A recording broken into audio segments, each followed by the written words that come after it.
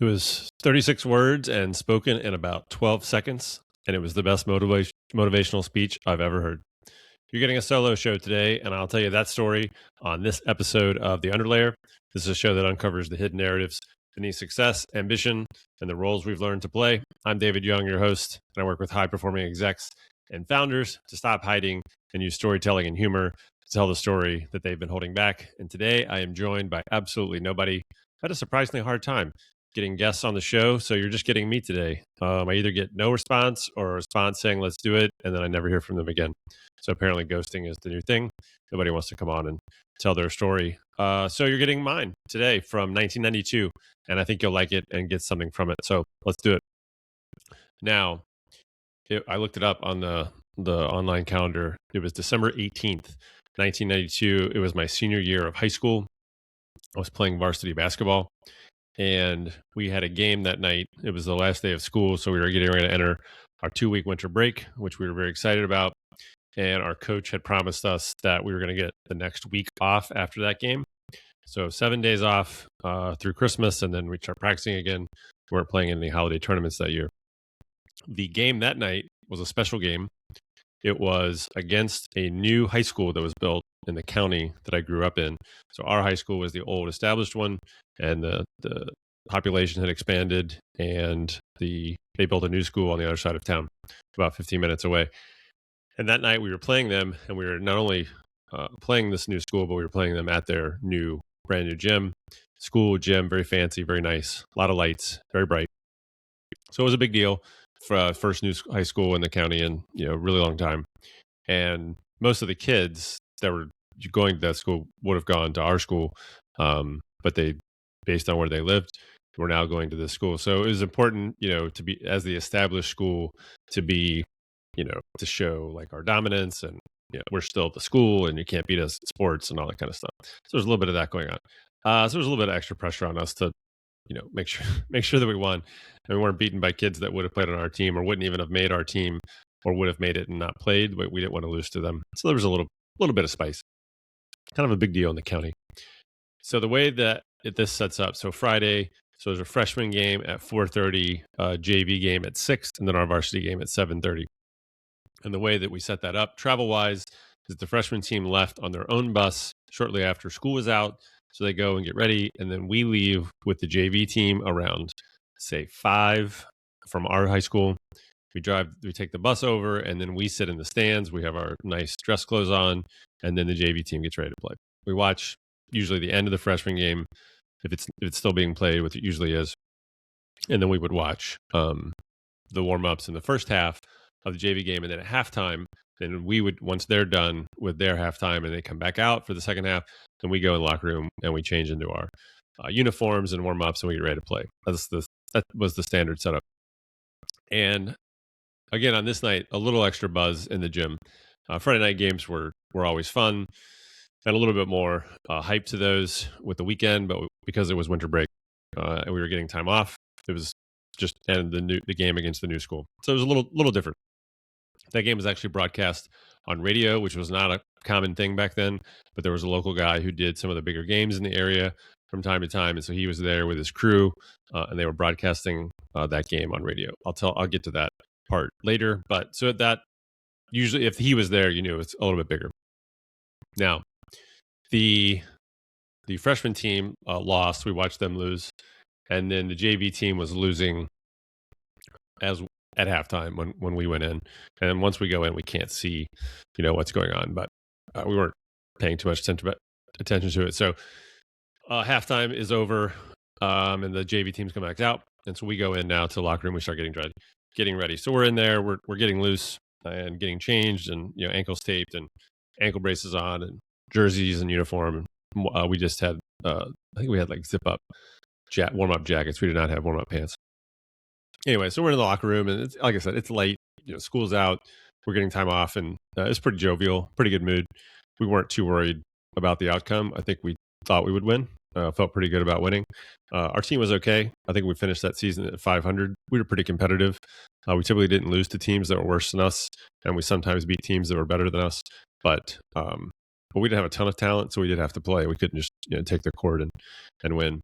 And anyway, so So we're in the locker room, and our coach at the time is probably 45. The best coach I ever played for, and I played some Division III basketball after that, and he was way better than my college coach. Anyway, the best coach I played for, not the friendliest guy. Like I said, mid 40s, little round, pale complexion. He had kind of shortish orange red hair, and he could get pretty fired up. He wasn't I wouldn't call him a yeller, but like he could get on you. Pretty stern. Held you accountable. Good coach. Good strategy, game plans, but also somewhat of a good motivator. I liked playing for him. And so anyway, so we're in the locker room and kind of messing around as we did, and all of a sudden, the locker room door explodes open, slams open, hits the concrete wall. It sounded like an explosion. We had no idea what was going on. He comes in. Now our school colors were like Columbia blue and navy, like white and silver trim. So he usually wore like a Columbia solid color Columbia blue sweater and like gray slacks. That was like his typical coach outfit. So he has that on. Door slams open. He comes barging in. His face is beet red. He has steam coming out of both ears. I mean, he was mad. He looked furious. We didn't understand. We didn't know. He walks to the center of our locker room. It is now stone silent. The cliched, you could hear a pin drop, 100%. Long pause. He looks around the room to every player that is ready to go out for the varsity game. And he says the following, 36 words. I time myself reading it, 12 seconds. I don't know how long it took him, but it wasn't much longer than this. It may have been less. After a long pause, he says, the freshman team lost. The JV team is losing. If you go out there and lose, not only will you not get the next 7 days off, but we'll practice each day starting at 6 a.m. And he walked out. And the locker room stayed quiet. And we all processed that. And then I spoke out as the leader of the team and said, whatever you have to do, we are not practicing the next 7 days at 6 a.m. Because we knew if that happened, that not only would we be practicing that early, it meant getting up at like 5 to be there on time, but those practices were going to be hell. And we were probably mostly just going to run and do defensive drills because we had done that our junior year. And those that were around knew what those practices were like, and they were not fun. No one wanted to do that again. So that was the implied message. There was no more laughter. There was no more kidding around. There was complete seriousness. Game face, to use another cliche, like all of our game faces were on. We then shortly thereafter went out for warm-ups, a serious warm-up. I believe they were 20 minutes at that time, layups, shots, getting loose, very focused, very determined. You couldn't bet on high school games. I don't think you still can, or at least not legally. But I don't think you could illegally do it then. But if there was a point spread, we would have been pretty big favorites, and you would have bet your mortgage on us, like after his 36 words, because there was no way we were losing. So we came back in, got our final instructions, matchups and whatnot, went back out, and we played an aggressive style. We played like 9 or 10 kids, so a lot of substitutions, and we pressed full court the entire game, most games. And so we were already going to do that, and we just did that with just more passion, fire. We pretty much played with our hair on fire. I mean, we were motivated, to say the least. So anyway, we were up 55-27. I still remember the exact score, 55-27 at halftime. That's a lot of points. You're talking 8-minute quarters, 32-minute games, 55 points in 16 minutes of play was a lot. A lot of turnovers that turned into layups and threes. I had 15 points in that half. We came in at halftime. There was still really no celebration. Like, we were still pretty serious, even though we were up almost 30 at halftime. And we knew they weren't coming back, but it didn't matter. Went back out second half. Starters went out. We increased the lead. I hit another three. And then he took us out after 2 minutes of the third quarter. So with 6 minutes to go in the third quarter, all the starters came out. We did not go back in the game. And the backups finished out the last 14 minutes of play. We ended up winning, I believe it was 105-73. Again, 55 points in the first half, 50 in the second half. We gave up a lot of points in the second half, but it didn't really matter.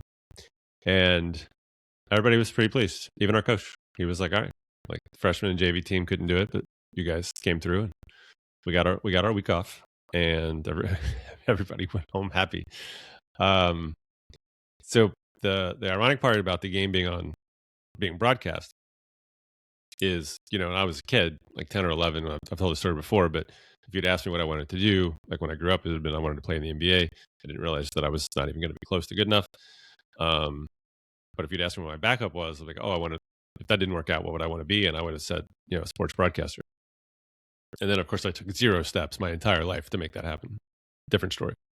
But that night, because they were doing the game and we won, they usually chose 1 or 2 kind of players of the game, and they would bring them out and they would interview them. So myself and one of my teammates were chosen as co-players of the game. And we, after our time with the team was over, we still had our uniforms on. We walked back out to the gym and sat down on the bleachers where they were set up. We put headphones on, and then the main guy, I think his name was Doug, I can't remember, asked us questions. And so I was really looking forward to that because I loved talking about sports, and I never got to do it, as on record, in a microphone, headphones. So I was thrilled and went out, and I have no idea what he asked me. Something about the game. I think about maybe some off-season work and some prep for the season, goals for the rest of the season, maybe importance of the matchup since it was the new school versus the old school. And I just remember it wasn't long, and then I think I went first, and I passed the headset to my teammate. He talked, but that I think was what my family was most. They were most proud because they listened to that driving home, and I sounded like I could speak. I could form sentences. I was articulate. It made sense. I was able to answer the questions. I didn't ramble. Wasn't a lot of ums and uhs, especially for a 17-year-old. And my dad did not give a lot of praise for most, anything I did. It was always like, you can do better, and kind of always nitpicking. But I don't remember what he said, but it wasn't negative. So I knew that it was good about speaking and like representing the team and the school and my name well in public forum like that. So that was fun. And it did not motivate me to do anything with sports broadcasting. So it was just a brief, 1 or 2 minutes. And the other thing I think about when I think about that talk that I remember so clearly, even though it was so long ago, is it always reminds me of the quote. You see this quote, people move when they see the light, which is false. And that story really emphasizes the fact that people don't move when they see the light, but they do move when they feel the heat.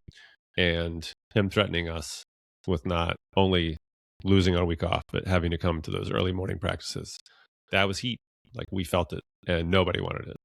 And especially the seniors. And we had, I had to think about it, three or four seniors on that team that played, quite a bit. So we definitely didn't want it, but none of the other players did either. And when he threatened us, basically, we were already motivated to win. We would have won the game anyway, but I don't think we would have won it in as convincing a fashion as we did. We would have played hard, but we played harder. And so I always think that you always have more to give, even when you're planning on giving a lot and you're motivated and you have good energy and you're in a good mood, and no matter what what project you're tackling, you're going after it. Like, there's more. You can dig deeper. So I don't know, maybe threaten yourself with 6 a.m. practices for whatever you're working on for the next 7 days. See if that does it for you. So quick story today, a little over 14 minutes. Hope you enjoyed it. And right now, no guest for next week. And I think I will tell the story that could have landed me in jail. I don't think it would have, but if I had gone that route, at least would have been on the table. So until next time, thanks for listening, and we'll talk soon.